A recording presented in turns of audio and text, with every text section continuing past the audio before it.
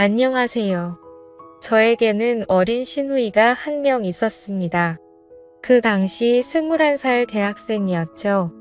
아가씨가 19살 때 처음 봤는데 어린 나이에도 싹싹하고 귀여워서 제가 또 남동생만 있다 보니 여동생같이 이뻐서 자주 챙겨주게 되더라고요. 저희가 분가를 해서 살고 있었지만 시댁이 아파트 단지 바로 옆 동에 있어서 넘어지면 코 닿을 거리였어요. 아가씨는 아직 학생이다 보니 시댁에서 같이 살고 있었고요. 워낙 시댁이랑 사이가 좋아서 왕래가 잦았습니다. 서로 자주 왔다 갔다 하고 시댁에서 고기 구워 먹으면 다음 주에는 저희 집에서 먹고 할 정도로 사이가 좋았어요. 시부모님이 너무 자상하시고 배려심도 깊으셔서 시부모님과의 마찰은 결혼 생활 3년 동안 한 번도 없었을 정도였죠. 시어머니와 시아버지는 재혼이셨는데 시어머니는 초혼이셨어요. 그러니까 시어머니는 남편과 아가씨의 친어머니는 아니셨죠. 아버님과 20살이나 차이가 나셔서 저희들과 나이 차이가 많지 않으셨지만 사려 깊으시고 따뜻하셔서 제가 참 좋아했습니다. 그래서 저 퇴근하고 나면 불러서 밥도 같이 먹고 선물도 사주고 그렇게 잘 지내왔는데 아가씨가 대학생이 된 이후로 예전에는 안 하던 행동을 하고 그러는 것 같더군요. 제가 직장 다녀서 퇴근하고 집에 오면 저녁 7시쯤 됐어요. 신랑 퇴근은 더 늦었고요. 그래서 아침부터 저녁 7시까지 저희 집은 빈집이었죠. 저희 집 현관문 비밀번호는 원래 시어머님만 알고 계셨는데 어느 날 아가씨가 저희 집에서 저랑 밥을 먹고 나서 얼두고 갔다고 시어머님한테 저희 집 비밀번호를 물어봤었나 봐요. 그래서 아가씨도 저희 집 비밀번호를 알고 있었습니다. 제가 예쁜 속옷이 좀 많은 편이에요. 관심도 많고요. 그런데 언제부터인가 자꾸 제가 사놓은 새 속옷들이 없어지는 거예요. 한두 개씩 처음에는 제가 둔 곳을 착각했나 했는데 아무리 생각해도 이상하더라고요. 멀쩡히 있던 속옷이 아침에 오늘은 새 속옷 입어야겠다 생각하고 찾으면 없더라고요. 어느 날에는 제 것이 아닌 립스틱이 제 화장대 위에 있어서 이게 누구 거지 하고 신랑한테 물어봤더니 신랑이 말을 더듬으면서 혹시 내 동생 거 아냐? 하면서 자기가 동생한테 연락해보겠다고 하더군요. 제 앞에서 통화하면 되는데 굳이 베란다 가서 통화하는 게 웃기더라고요. 그러더니 물어봤더니 아가씨가 가져간 게 맞다고 했대요. 그래서 말했습니다. 그래. 그런데 왜 우리 집 안방 화장대에 그걸 두고 갔대? 아가씨 안방까지 들어와? 라고 하니 글쎄 그게 왜 거기 있지 하길래 좀 이상했습니다. 그날 아가씨가 저희 집에 올 이유가 없었고 저한테 연락도 없었으니까요. 그때부터 좀 의심이 가는 거예요. 아가씨랑 저랑 가슴 사이즈도 같고 비슷한 체형이라서요. 그래서 말인데 범인 아가씨인 것 같아. 그래 확실해. 어머님이 아가씨한테 우리 집 비밀번호를 알려줬다고 하셨었거든. 그게 마음에 걸려 저번에 올 일도 없는데 우리 집에 화장품을 두고 간 것도 그렇고.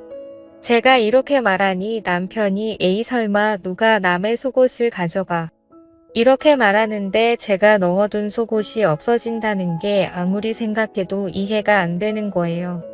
그래서 그 다음부터는 새로 산 속옷은 아무도 모르게 침대 매트리스 아래에 물건들을 넣을 수 있는 공간이 있는데 그곳에 넣어버렸습니다. 이제는 아무도 내 속옷 안 가져가겠지 생각을 했죠. 그런데 그 후로는 새 속옷이 아니라 제가 빨아놓은 속옷이 없어지는 거예요. 아침 출근하기 전에 빨래 널어놓고 가서 분명히 기억하는데 말이죠.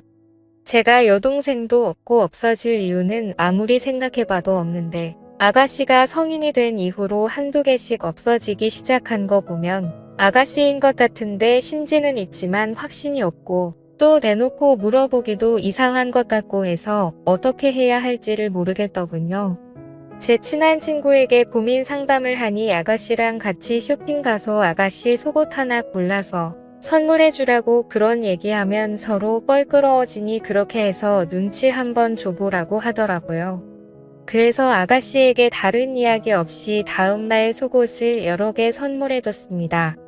없어진 속옷들이랑 비슷한 디자인으로 10세트나 샀어요.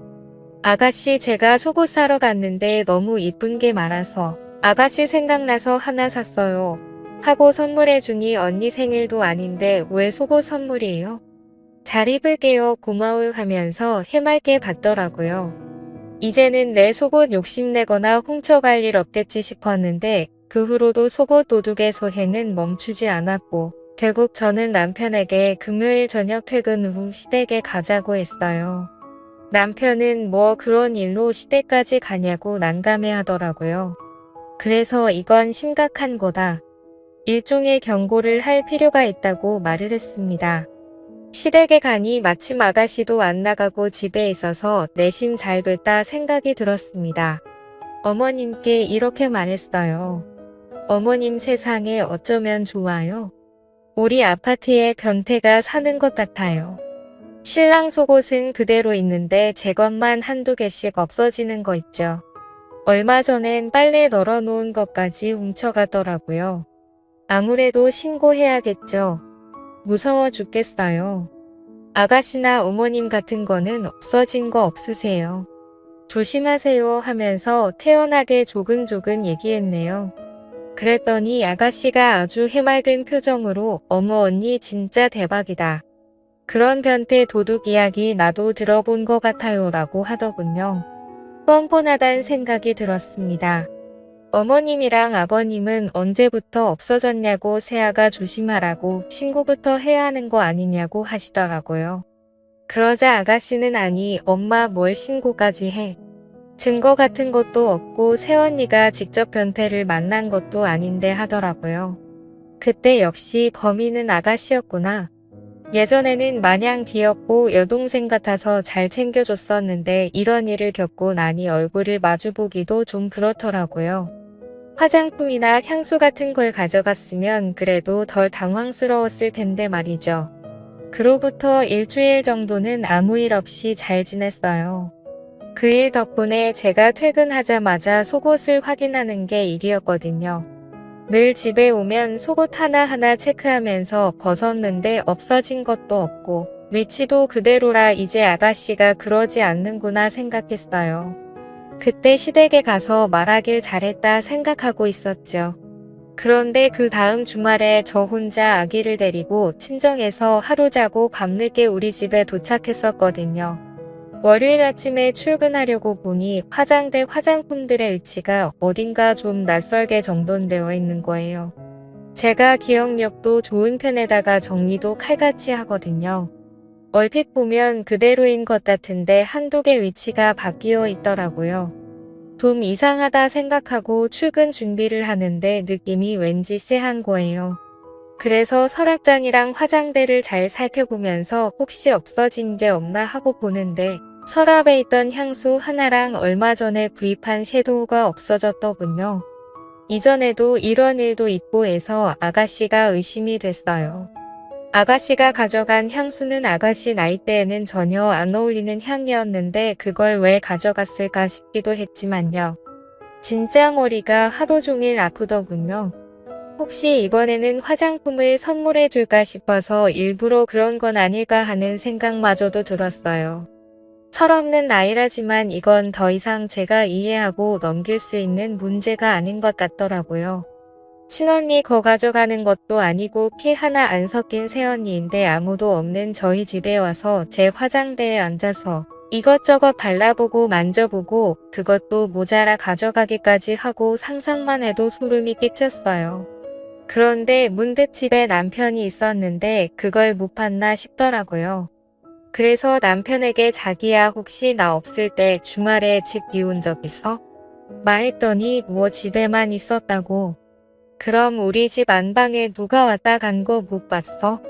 내가 화장품이랑 향수가 없어졌어 라고 했더니 갑자기 누나를 조금 굴리더니만 생각해보니까 내가 너 없을 때 잠깐 집 앞에서 밥 혼자 먹고 왔는데 그때 누가 왔다 간 거 아닐까 라고 하더군요.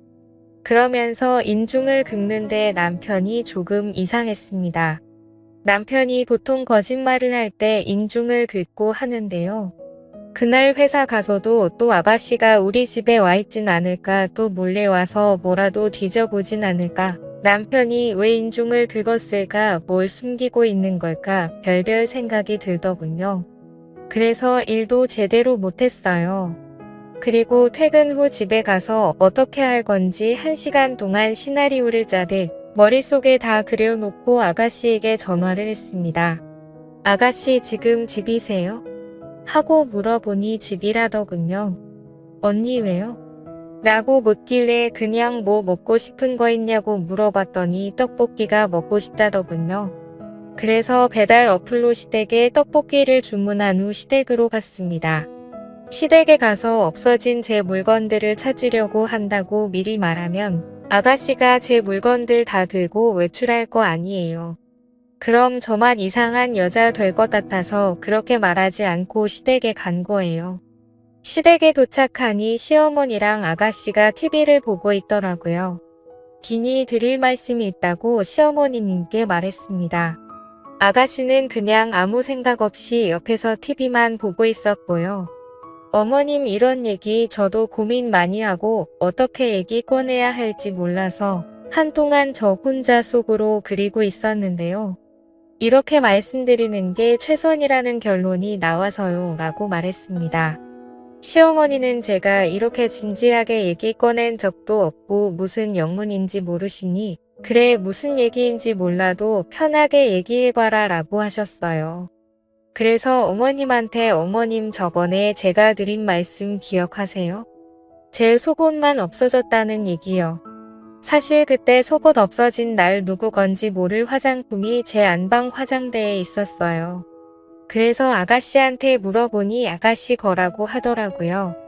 제가 여기까지 말하니까 갑자기 옆에서 TV 보면서 배를 긋던 아가씨가 깜짝 놀라면서 언니 지금 무슨 말씀을 하시는 거예요? 제 화장품이 언니의 안방 화장대에 있었다고요? 라고 하는 겁니다. 그래서 제가 말했습니다. 아가씨가 저희 남편이 전화해서 물어보니 본인 거 맞다고 그날 말씀하셨잖아요 라고 하니 오빠한테 그런 일로 전화 온 적 없는데 무슨 말씀이세요? 라고 하더군요. 그때까지만 해도 아가씨가 범인이라는 확신이 있었던 저는 그때부터 아가씨가 우리 집 물건들을 가져가는 범인인 걸로 알고 있었어요. 그래서 제 딴에는 아가씨한테 직접 말하기 껄끄러운 상황이고 서로 불편해질까 두려웠어요. 그래서 아가씨를 생각해서 서로 안 불편하게 이게 최선의 방법이란 생각으로 이쁜 속옷 직접 골라서 포장해서 선물해 준 거예요. 제가 이렇게 하면 아가씨가 다시는 안 그럴 거라 믿었거든요. 이렇게 말하니 갑자기 아가씨가 폭풍 같은 눈물을 흘리며 지금 무슨 말을 하는 거냐고 본인 진짜 억울하다고 하면서 새언니 진짜 좋게 봤는데 너무 하시네요. 누굴 지금 도둑으로 모는 거예요? 나 지금 너무 황당하고 어이없어요. 엄마, 언니 말 믿는 거 아니지? 오빠 데려오세요. 오빠가 그랬다고요? 저 안 그랬어요. 저 진짜 억울해요. 라고 말하면서 난리를 피웠습니다. 이때 아가씨의 행동이 어이가 없더라고요. 얼마 전까지만 해도 이쁘고 마냥 착했던 시누이가 아니더군요. 그동안 내가 얼마나 바보같이 행동했으면 이렇게 나올까 싶고요. 아가씨가 그렇게 말하니 시어머니는 새언니 얘기하고 있는데 무슨 버릇이냐고 가만히 있으라고 말하셨어요. 아가씨, 저는 사실 제가 이렇게 얘기하면 아가씨가 언니 미안하다고 철없는 생각으로 욕심에서 손댄 것 같다고 정말 미안하다고 이렇게 얘기할 줄 알았는데 정말 실망이네요. 아가씨 그렇게 말하시면 저 너무 섭섭해요. 저 나름대로 아가씨 배려한다고 서로 기분 상하지 않게 하려고 얼마나 신경을 썼는데요. 그 말을 듣던 아가씨는 더 큰 소리로 립스틱 내가 립스틱 바르는 거 봤어? 나 립스틱 안 써. 사본 적도 없고 써본 적도 없어. 나는 이렇게 생긴 틴트만 바른단 말이야. 엄마도 알잖아 나 립스틱 안 바르는 거. 라고 말했고 그 말을 듣던 시어머님도 그래. 네가 립스틱을 바르는 거 나도 본 적이 없는데. 라고 남편에게 따져 물었어요. 남편은 끝까지 제가 나한테 분명 나 없을 때 와서 화장품 놓고 갔다고 말했었어. 라고 말했고요. 혼란스럽더라고요. 누구 말을 믿어야 할지. 저는 누구 말을 믿어야 할지 정말 모르겠네요. 한마디 던지고 집에서 나왔습니다. 그렇게 시댁에서 한바탕 하고 집에 오자마자 어찌나 혼란스럽던지 내가 아가씨를 정말 오해했던 건가 싶어 죄책감도 들고 신랑이 설마 거짓말을 했을까 싶어서 머리가 지끈지끈 아팠어요.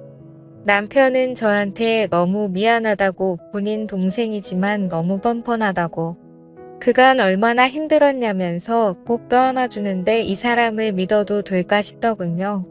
순간 화장품이 없어졌던 그날 남편이 분명 집에만 있었다고 했다가 아다시 이야기를 하니 집을 비웠었다고 말을 바꾼 게 생각이 나서 찝찝했어요. 당장 번호를 바꾸려다가 뭔가 제대로 증거를 잡아야겠다 싶더라고요.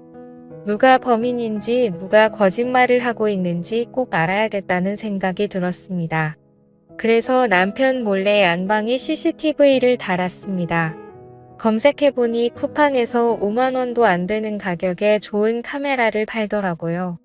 당일 배송도 되고요. 다음날 총 2개를 구입해서 안방에 1개 그리고 거실에 1개를 설치한 후 보이지 않게 다른 물건들 사이에 숨겨놨어요. 혹시나 눈치챌까 싶어서 남편 동태를 살폈는데 전혀 모르는 눈치더라고요.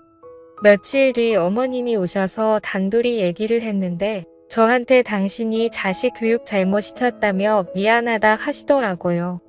아들놈이 거짓말을 했는지 딸애가 거짓말을 했는지 모르겠지만 어쨌든 본인 자식 때문에 마음 고생시켜서 미안하다고 많이 화나고 속상했을 텐데 마음 좀 풀렸냐고 다독여 주시더군요. 그러면서 누가 잘못했던 이번 한 번만 본인 얼굴 봐서 용서해달라고 하시더군요. 다 이유가 있지 않겠냐면서요. 그때 본인 친자식들도 아닌데 이렇게까지 숙여서 말씀하시는 어머님이 참 대단하다 생각이 들더라고요. 저는 네. 라고 대답은 하면서도 어림없지라는 생각을 했어요. 어떻게 그냥 덮고 넘어가나요? 이리도 찝찝한데 카메라를 설치한 후 저는 거의 핸드폰 중독자처럼 핸드폰에 설치해 놓은 CCTV 어플만 바라보며 지냈습니다. 제가 생각해도 제 자신이 너무 웃겼어요. 심지어 남편과 밤에 안방에 둘이 누워 있는데도 남편 몰래 그 화면을 볼 정도로 중독이 되어 있더라고요. 요즘 CCTV는 기능이 정말 많은데 소리나 움직임을 감지해서 문자를 보내주기도 하고 사람은 아무것도 보지 못하는 어두운 방 안을 환하게 감지해서 보여주기도 해요. 또 소리도 생생하게 들리고 제가 마이크로 소리를 전달할 수도 있더군요. 이제 범인을 잡는 건 시간 문제다 싶었네요. 그런데 일주일이 지나도 2주가 지나도 주말에 제가 친정에 간다며 아이를 데리고 집을 비워도 아무 일도 일어나지 않았습니다. 남편은 제가 친정에 가 있는 동안 정말 집에서 혼자 배달음식 시켜 먹고 자고 TV 보고 뒹굴거리기만 했고 아가씨는 코빼기도 보이지 않았어요. 점점 지루해져서 저도 카메라에 집착하는 게 줄어들더라고요. 그리고 앞으로도 별일 없기를 속으로 얼마나 바랐는지 모릅니다. 그냥 별일 없이 하나의 에피소드로 좀 찝찝하긴 하지만 지나가길 희망했어요. 그러나 한 달 정도가 지난 후 결국 CCTV에 한 여자의 모습이 찍히면서부터 사건의 실마리가 잡히기 시작했습니다. 친정에서 아이를 데리고 놀고 있는데 갑자기 핸드폰 알림이 뜨더라고요. 움직임이랑 소리가 감지됐다고 그래서 바로 거실 CCTV를 켰는데 여자 뒷모습만 보이고 얼굴이 보이지 않았지만 아가씨 같았어요. 그 여자가 안방으로 들어가길래 옳다구나 드디어 걸려들었네 하고 두근거리는 가슴으로 화면을 지켜봤습니다. 그런데 그 장면을 보고 너무나도 충격을 먹었습니다. 그 여자 얼굴이 보이는데 그 여자는 바로 우리 시어머니였습니다. 그 여자가 안방에 들어가 안방 침대에 누워있던 남편에게 다가가더군요. 남편이란 놈은 익숙하다는 듯 두 팔을 벌리며 그 여자를 안았고 차마 입에도 올리기 더러운 짓을 했습니다. 정말 꿈을 꾸는 줄 알았어요. 이게 말이 되는 상황입니까? 현실적으로 가당키나 하나요? 현실을 인정하기 힘들어서 제 뺨을 여러 번 꼬집어보고 때려봤습니다. 하지만 이건 현실이었어요. 둘의 대화는 가관이었어요. 자기야, 내가 물건 가져가지 말라고 했잖아. 그렇게 흔적을 남기면 언제가 들켜. 혜영이 얘 진짜 눈치 빠르단 말이야. 내가 얼마나 하루하루 살얼음 같은 줄 알아? 난 씻고 나서 새 속옷 아니면 안 입는 거 알잖아. 그럼 옷을 가져오면 되지. 올 때는 항상 깜빡하더라고. 혜영이 왜 그렇게 눈치가 빨라. 진짜 내 방 뒤질까봐 얼마나 아찔했는지 몰라. 다행히 민정이 의심해서 다행이었지. 그리고 그게 꼭 혜영이 거는 아니잖아.